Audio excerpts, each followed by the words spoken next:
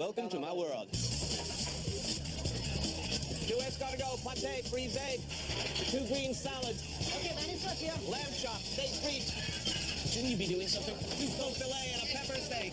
Come on, make the dessert. Chocolate tart, please. As a cook, tastes and smells are my memories. Now I'm in search of new ones. So I'm leaving New York City and hope to have a few epiphanies around the world. And I'm willing to go to some lengths to do that. I'm looking for extremes of emotion and experience. I'll try anything. I'll risk everything. I have nothing to lose. My fellow Americans, what is our one culinary contribution to the world that's as original as jazz, baseball, rock and roll? That's right, barbecue. Wrist fall right off the bone. It's all ours. Even the French can't do it. So what do I know about barbecue? Yep, that about sums it up for me. Good night, and thanks for tuning in. I kid. Actually, it turns out there's a barbecue debate more heated than the last presidential election. There's no element of barbecue that's not controversial. What could possibly be controversial about barbecue? The cooking unit, the meat, fuel, the seasoning, and the most elusive, the expertise of the chef. I grew up in the country, sleeping on a tree limb 30 feet off the ground. It's only natural that I wind up cutting trees down and cooking with them now. So what does all this madness add up to? It's the elusive barbecue triangle. 3 regions of the U.S. locked in deadly battle over who does it the best.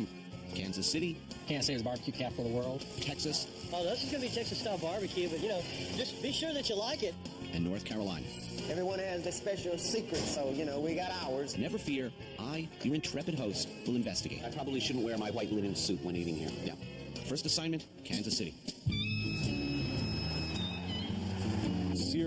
Serious barbecue people. Kansas City is a microcosm of the barbecue world. While other regions specialize in specific meats, in Kansas City, they'll cook anything, anyhow. If it moves, barbecue it. One thing I've learned, good barbecue is not always pretty. Woke up to Oklahoma Joe's. Gas station, liquor store, convenience store, some of the finest barbecue in this country. If you want to get to the bottom of something, you start at the top.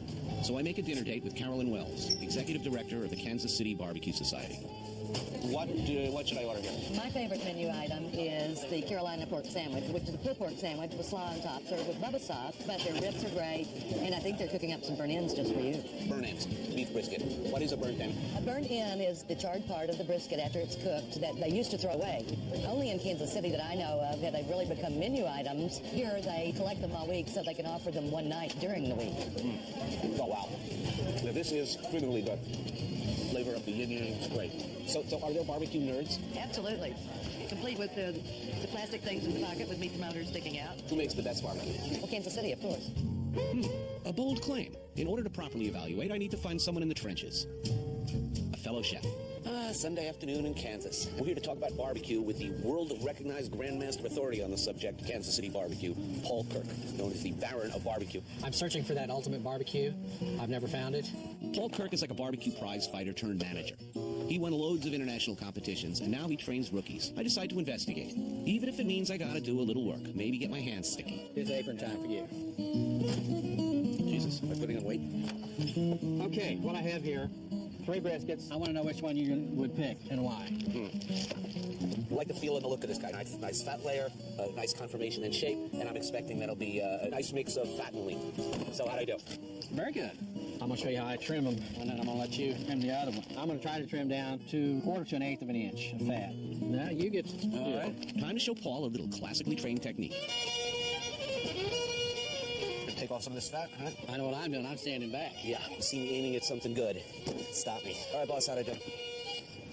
It hurts, doesn't it? Okay, this is a knife, not a saw. Oh. You're going like that. You forgot the most important part. Right, the right angle. So not a complete disgrace, but definitely rookie status. Okay, maybe I've been away from the kitchen a little too long.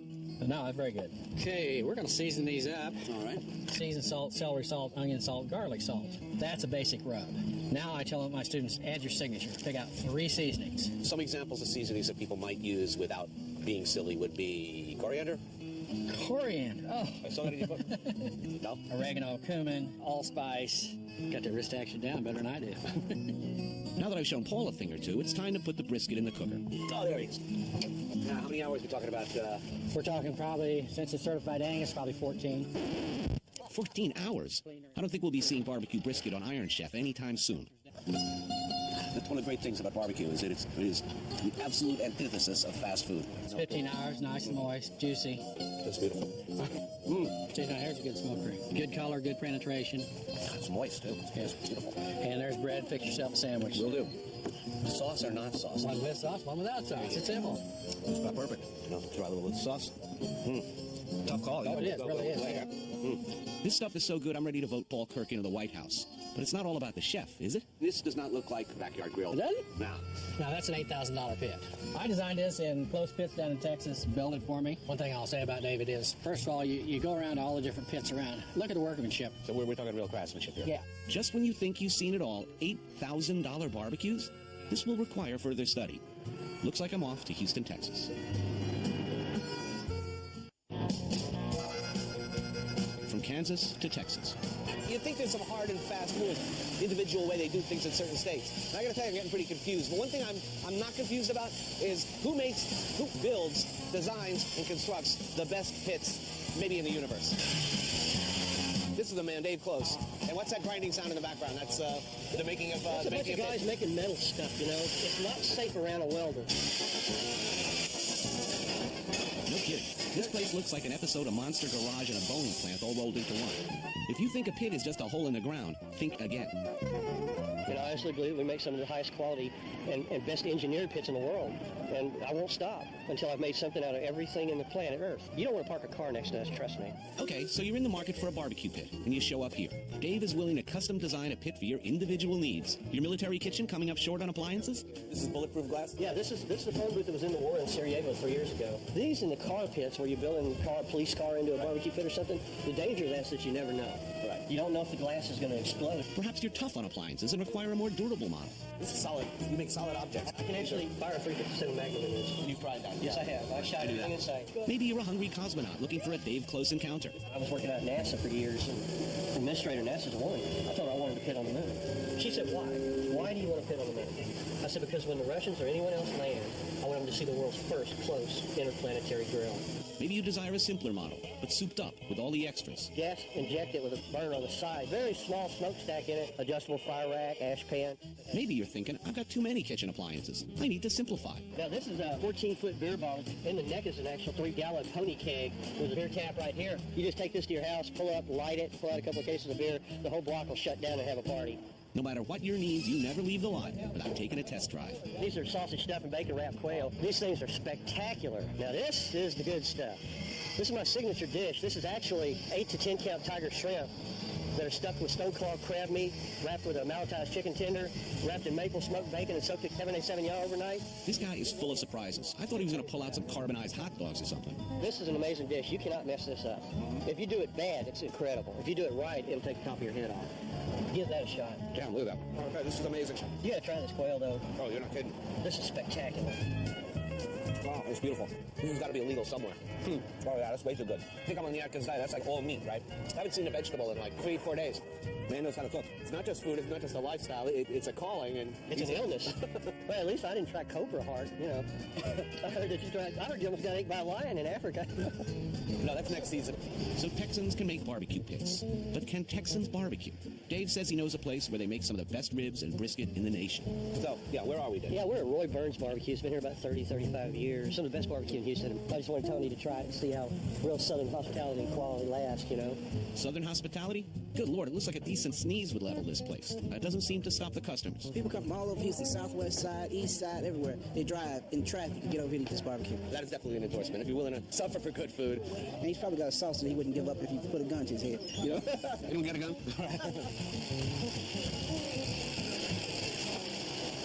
Despite outward appearances, Burns Barbecue is a large operation. They have a sizable staff and huge pits bursting at the seams with slow-cooking ribs and briskets. Those right there, I'll be there for about 5-6 more hours. My choice is the ribs. I love the ribs. That's my specialty. According to Roy, the secret to his barbecue lies in the fuel. Slow burning over. No stroke. That's the secret, doing it slow. Hey, I'm sold. Yeah, but you know what? Enough food for two is going to have for us? Beautiful. Oh, man, that was unbelievable. All right. Well, thank you, sir. Yes, please. Thank you. Okay, great. We'll see you in my front. Thanks, sir. We got 2 sample platters here. Oh, that's good brisket there, buddy. His ribs are delicious, man. Try some of that sauce. Yeah, believe me, I've been mopping. That is some fine eating. You got a mustard-based potato salad with pickles. Goes with the barbecue. What they call asymmetric flavors. Everybody I met in Kansas City and everybody I met in Texas, they're damn intellectuals. I'm like always the stupidest guy in town everywhere I've been so far. Well, I didn't go through the third grade for nothing. That was the worst 9 years of my life. It's an amazing rib. Roy really understands the business. But the main thing is I tell my customers to come back and tell me, if it's bad or good. So then I start looking for ways to change. Right. Well, when you see cars lined up down the street, that's a good tip-off, right?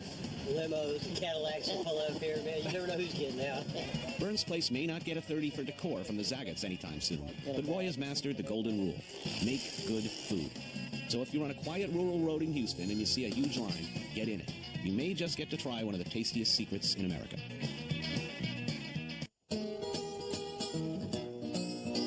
Barbecue burnout, culinary peril of the American South.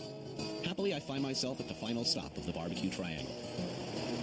Where are we, North Carolina, cradle of barbecue, where most people will tell you it all began. Okay, what's the difference between Texas, Kansas City, and North Carolina barbecue? North Carolina, it's all about pig. And when you're talking about eastern North Carolina, you're talking about nose to tail, everything but the squeak. During my travels, I hear about a joint called Mitchell's, where they proudly specialize in whole hog barbecue. All right, let's go. We're going to the pit now. I'm introduced to proprietor Ed Mitchell, who promises to come clean on their entire operation. First step, trimming the pig. And let Tony cut the feet. What am I thinking? I'm thinking about an episode of The Sopranos I saw a few weeks ago. Getting good at this, huh? Every now and then we get one like me. He's a little healthy. He has a lot of fat glass. A lot of actors in Hollywood pay to have that done, while they're still alive. And this one, it got all the good stuff in it. Tongue, the brain, the brains, eyeballs, thymus gland. Yep, this is good eating. Now she's ready to go on. Thank you. Now he'll take the story on back. That is really a symbolic of a salute, because he's really going to make somebody very happy. My old gym teacher used to do that to me a lot. He's in jail now. And he got to spank him now. You're one of the boys now. You're the official barbecue man now. We got you now. All right. It's time to cook the hog. We like to cook from 8 to 10 hours. We definitely don't like to cook them anything under that. You gotta want to get it. Pretty. And to me, that's real barbecue. The pit crew goes to work deboning the pig, pulling off the ribs, and hand chopping the meat. We're going to chop this and put it back into the skin. Okay, we're actually letting Tony taste it to make sure that it meets his approval. What we do here, we want to make sure that the tenderness is there, that it's done. That's delicious. That's fantastic. Just when I'm ready to dig in, Ed tells me it's time for the most important step. We're getting ready to season it. That is, put the vinegar and pepper sauce in it. This is putting the icing on the cake. In eastern North Carolina, you won't find tomato in the barbecue sauce. Get out your recipe cards. For every 100 pounds of pulled pork, simply add a load of red and black pepper, lots and lots of sugar, even more salt, then a real lot of vinegar, then just mix it all by hand.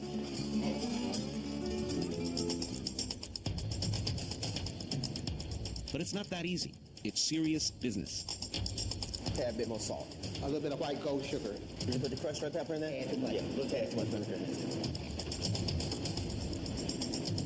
Oh, yeah. Once Ed signs off, the meat is spread out and sprinkled with bits of crispy pigskin cracklings. Yeah, I haven't eaten barbecue for days, but I haven't seen this. This is beautiful. Crispy, crunchy, cooked pigskin, all the things I like about food, all in one dish. That is amazing. Okay, so what do you do with a whole cooked hog? In Cook's Tour, we've seen salad bars, tapas bars, and raw bars. And this is a famous pig bar. But a pig bar? We have the trotters, as we call them, pigtails, the pig ears, and you gotta try the chitlins. Yeah, if there's a buffet in heaven, it looks pretty much like that. Best pig food I ever had. And I've had a fair amount of them. The problem with pork these days is they're pushing a whole lean angle. This is a very bad way to go as far as promoting the glories of pig. Little bits of crispy skin. Man, this is beautiful. Well, it's very much my philosophy. If you're going to kill a pig, you should eat every part of it. I mean, if a pig ever hunts me down and kills me, I hope that he uses every part.